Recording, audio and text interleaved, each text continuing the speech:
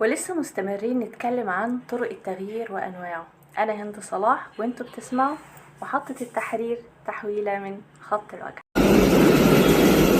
عايشة في سجن معلقة عليه يافطة ممنوع الاقتراب، لا خفيتي من الوجع ولا حماكي من الناس. فاهمة كويس انك اخترتي تعيشي في فقاعة هشة عشان قبل كده ياما شفتي وجع أو جرح كبير أو أذى مؤلم، لكن كل ده مش معناه انك تعيشي في سجن معلقة عليه يافطة منطقة الراحة. من حقك طبعا انك تحمي نفسك من حد او من حاجة بتؤذيكي، لكن مش من حقك ابدا انك تبقي بتحمي نفسك من الحد ده ومن اللي جنبه واللي حواليه واللي معديين في الشارع بالصدفة. علماء التحليل التفاعلي في علم النفس قسموا مواقف الناس في الحياة لأربع مواقف.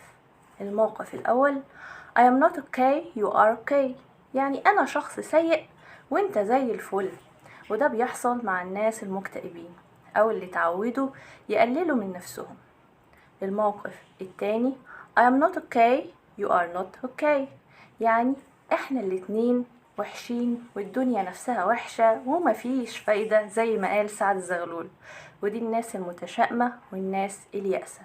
الموقف الثالث I am okay you are not okay، يعني انت وحش وانا احسن منك، ودي بتلاقيها مع كتير من المتكبرين والنرجسيين. الموقف الرابع بقى I am okay you are okay، يعني انا شايف نفسي وحاببها وقابلها وبرضو شايفك وقابلك وما عنديش مشكلة معاك حتى لو كنت مختلف عني. يقال ان الاخيرة هي اصح موقف فيهم، عشان انت مرتاح وغيرك مرتاح ومحدش فيكم عنده مشكلة في ده.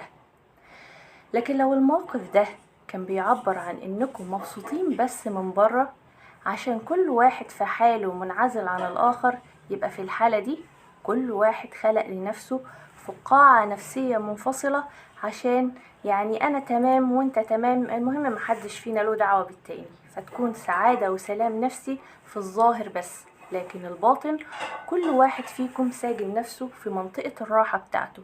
خدعة بنتحايل بيها يعني على نفسنا، لكنها بتمنعنا نجرب ونختبر ونمشي ونقرأ وننجح ونفشل ونقع ونقوم. ببساطة بتمنعنا نعيش بشكل طبيعي. وعشان نخرج من السجن ده محتاجين نتغلب على خوفنا ونتجرأ ناخد الخطوة الأولى بره القوقعة اللي اتعودنا عليها، ونجرب، عشان من غير تجربة عمرك ما هتعرفي الحلو من الوحش، المناسب من اللي مش مناسب. عمرك ما هتعرفي إذا كنت بتتعلمي بجد ولا مصرة تفضلي واقفة في نفس مكان الوجع. فيا تسمي كده بسم الله وتخرجي برجلك اليمين، يا تفضلي حابسة نفسك جوه لوحدك. ولو عجبك الفيديو فلايك ومنشن وشير وفيدي معايا الغير.